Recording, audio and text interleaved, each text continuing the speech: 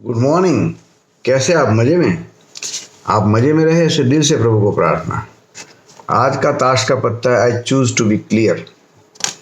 तो ये क्लैरिटी, ये ट्रांसपेरेंसी जिंदगी में बहुत ज़रूरी है। आज के दौर में हम बोलते कुछ और है, करते कुछ है और सोचते कुछ और है। सामने वाले को पता ही नहीं चले कि आदमी क्या करने जाने वाला है। हमारी हर बातों में हम चोखे नहीं हैं। नकली होना बहुत इजी है, लेकिन क्लियर होना, चोखा होना अपने सोच में, अपने बोल में, अपने व्यवहार में बहुत ही ज़रूरी है। और एक बार हमने क्लैरिटी या ट्रांसपेरेंसी रखने का नक्की कर लिया तो सामने वाला भी खुश और हम भी खुश। दूसरी बात है, भागवत जी में ओम नमो भगवते वासुदेवाय गोपीजन वल्लभाय नमः। सुखदेव जी महाराज तो तोते के अंडे के पेट में थे। तो जैसे भागवत जी की कथा पूरी होती है तो शंकर भगवान देखते हैं कि पार्वती जी तो सो रहे, तो सोचते कि मेरी कथा सुनी किसने। उतने में वो अंडे में से सुखदेव जी महाराज बाहर आते हैं और फुर्र करके उड़ जाते हैं। तो शंकर भगवान उनके पीछे दौड़ते हैं उनको मारने के लिए त्रिशूल लेके। तो पार्वती जी बोलते हैं आप उसको मारिए मत, क्योंकि अब उन्होंने अमर कथा सुन ली है तो आपके त्रिशूल से मरने वाला नहीं। दूसरी बात है, कृष्ण भगवान की भी इच्छा ऐसी थी कि ये भागवत जी की कथा पूरी दुनिया में उसका प्रचार हो, इसीलिए सुखदेव जी महाराज ने ये सुनी है। सुखदेव जी महाराज जाते हैं हिमालय में व्यास जी के आश्रम में, और उसी टाइम पे अरणी देवी को बगास आता है, उबाई आती है। तो उस वक्त सुखदेव जी महाराज उनका वो शरीर छोड़ के अरणी देवी के गर्भ में प्रवेश करते हैं और 16 साल की उम्र तक वहाँ रहते हैं। तो व्यास जी भी टेंशन में कि ऐसा कैसा महापुरुष है कि बाहर आने का मना कर रहा है, बाहर ही नहीं आ रहा है। तो पूछते बेटे आप बाहर क्यों नहीं आ रहे हो?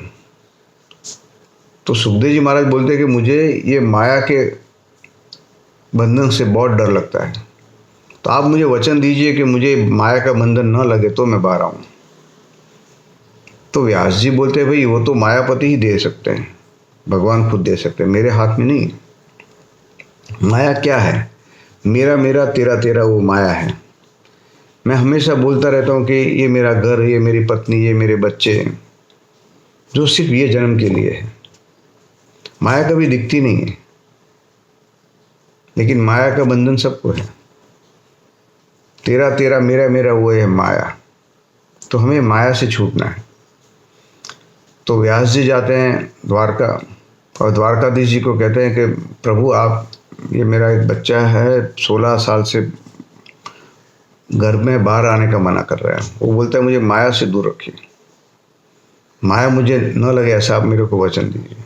तो आप आके मेरे बेटे को दर्शन दीजिए और ये वचन दीजिए। तो कृष्ण भगवान जाते हैं और अरणी देवी के गर्भ में जाके दर्शन देते हैं सुखदेव जी महाराज को और बोलते हैं कि आपको माया का बंधन लगेगा नहीं। तब जाके सुखदेव जी महाराज बाहर आते हैं। वो उनका तेजस्वी स्वरूप होता है, 16 साल की उम्र है। देवो पुष्पवृष्टि करते हैं, वाजिंत्र बजने लगते हैं, पूरी दुनिया में प्रकाश दैदीप्यमान होता है और सब पवित्र वातावरण हो जाता है। जैसे आप नारायण भगवान ही देख लो, इतना उनका तेजस्वी स्वरूप होता है सुखदेव जी महाराज का। तो ये देख के व्यास जी भी खुश हो जाते हैं, क्योंकि वो 16 साल का अपना बेटा देखते हैं, बहुत खुश हो जाते हैं। फिर वो सोचते हैं कि मैं उनको यज्ञोपवीत का संस्कार दूं। तो जैसे ब्राह्मण लोग यज्ञोपवीत के संस्कार के श्लोक बोलते हैं, तो सुखदेव जी महाराज वो यज्ञोपवीत वापिस करते, बोलते कि मुझे आप ये संसार में मत डालिए। आज आप यज्ञोपवीत कराएंगे, कल आप मेरे को शादी की बात करेंगे। मुझे ये माया का बंधन नहीं चाहिए। यज्ञोपवीत किसको चाहिए? जो अशुद्ध होता है। मैं तो शुद्ध हूँ, मुझे कोई यज्ञोपवीत नहीं चाहिए। ऐसा कह के वो वहाँ से भाग निकलते हैं। तो ये है भागवत जी की कथा। हमारा सबका दिन बहुत अच्छा रहे, ऐसे दिल से प्रभु को प्रार्थना। जय श्री कृष्ण।